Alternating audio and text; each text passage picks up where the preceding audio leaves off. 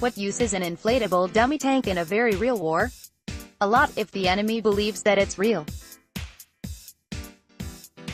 During World War I, Allied forces made use of dummy versions of the British heavy tanks. These were constructed from a wooden framework and covered with painted Hessian cloth. The tracks were non-functional, so some were fitted with concealed wheels underneath and were towed from place to place by a pair of horses.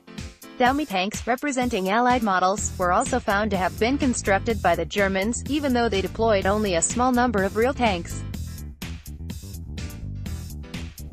It is possible they were used in training, rather than for military deception. Dummy tanks saw significantly more use during World War II. Military deception is as old as war itself, but the idea the Allied planners came up with represented something new, a mobile, self-contained deception unit capable of staging multimedia illusions on demand. The 1,100 men in the unit were capable of simulating 2 full divisions, up to 30,000 men, with all the tanks and artillery that the real units might be expected to have. The illusion might discourage the enemy from exploiting a weak spot by making the site seem as if it was heavily defended, or could draw enemy troops away from where real American units were planning an attack. Formed in January of 1944, and sent into action after D-Day, the Ghost Army went to war armed with 3 types of deception to fool the enemy: visual, sonic and radio. Visual deception was handled by the 603rd Camouflage Engineering Battalion. Originally formed to carry out large-scale camouflage, it was loaded with young artists, architects and designers who now turned their visual talents to a different kind of art. To this purpose, they were equipped with hundreds of inflatable tanks, cannons, trucks, and even aeroplanes that could be used to create dummy tank formations, motor pools, and artillery batteries that looked like the real thing from the air.